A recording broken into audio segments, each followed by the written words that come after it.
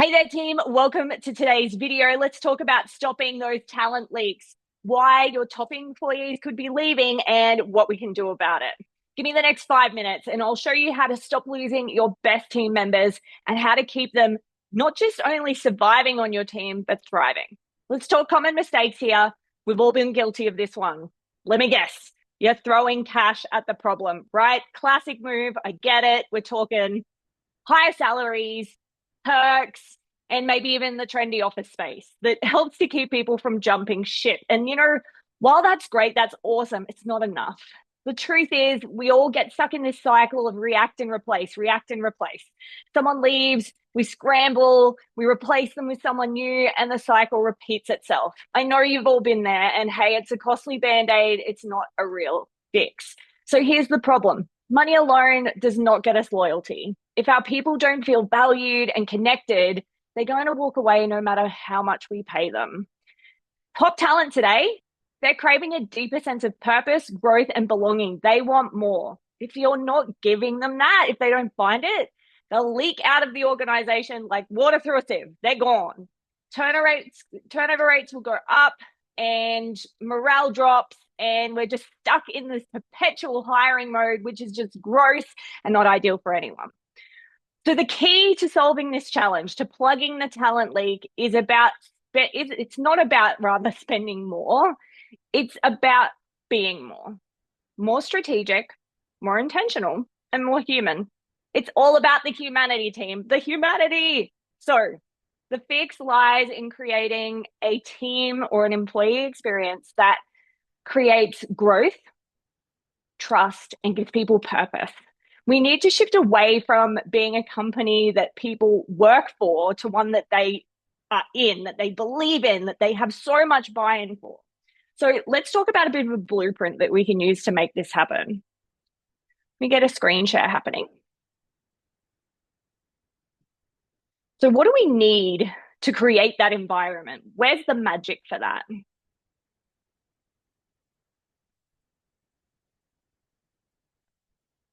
So the first step, team,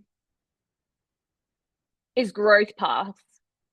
So everyone in your organization, I don't care what position they are, they need to have a clear growth path laid out for them.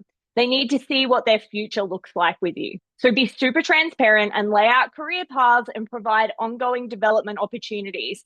This shows that you're investing in their future, not just getting what you need or what you can out of them. Now, the other side of this is their future might not be with you long term, and they might be super transparent about that. So knowing that you've got 3 to 5 years with them, that's okay. How can I help them with the next step of their journey? Organizations that lean into this, knowing that I have a succession plan that doesn't involve me or doesn't involve the organization, lean into it. Don't run away from it, because while they're with you, they will give you extreme loyalty, which ultimately we'd rather have a team member that is with us and all in for 3 to 5 years than one that gives us 3 months at, sort of half calling it in and we have to replace them, right? So think smarter about this, team. Second thing, and this is going to sound cliche, work-life balance. We've got to consider these things. We've got to be real about it. So work-life balance. Think about how you can foster this in your organization. One of the major reasons people leave is because they're suffering from burnout.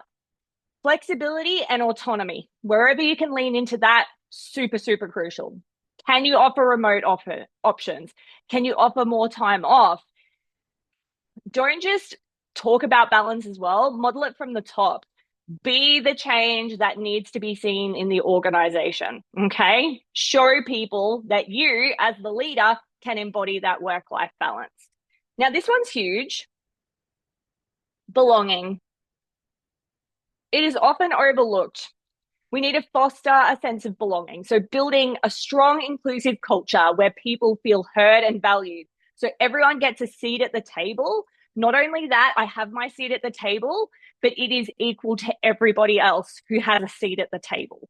We want to celebrate wins, build trust through open communication, and let everyone know that their voice matters equally. Now, this is going to take time.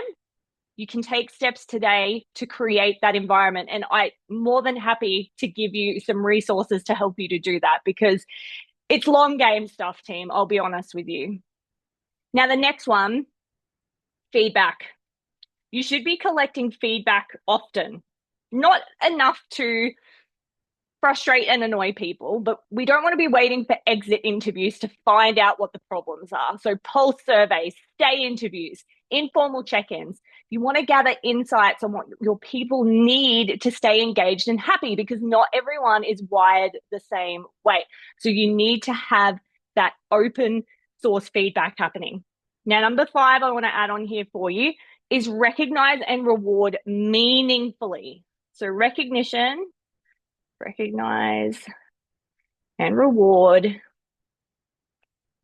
but the caveat has to be meaningfully.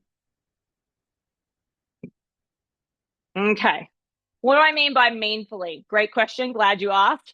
Recognition is not just about giving someone a fancy title or a pay increase. Tailor it to the individual. Ask them how they want to be recognized, whether it's public shout outs, flexible work days, professional development funding, or unique experiences based on what they value. So, for example, an organization I worked with last year, they actually went and found out what everyone's favorite hobby was or favorite activity was outside of work, and they actually rewarded them via that avenue. So is it going to the movies? Was it playing golf? Was it going to the arcade? Was it dinner with their favorite loved one?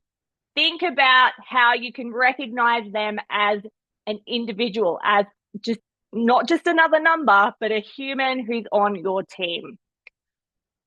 Now, let's talk about the true cost of turnover. So let's talk about numbers. So according to the Society for Human Resource Management, replacing an employee costs us around an average of 6 to 9 months of that employee's salary. So if we're replacing someone who's making 60K a year, we could be paying between 30 and 45K just to find and train their replacement. That is scary. Now, team, it's not just direct costs like recruiting or onboarding either. Consider lost productivity, time spent training, and the impact on team morale as well. Gallup also report that 75% of the reasons for turnover are preventable, teams. So this is on us. So it's rooted in things like career development, work-life balance, and poor management. So plugging those talent leaks not only keeps our best team members, it's saving us from bleeding cash due to avoidable turnover. And I know that that could help each and every one of you in some way, shape, or form. Now, team, if I can help you with this and you want to stop those talent leaks in your organization, I can get you a copy of our talent retention toolkit that will walk you through exactly how you can implement these strategies and create the right environment where your best team members can do their best work and they want to stay. Thanks for tuning in to today's video, and I will catch you again really, really soon.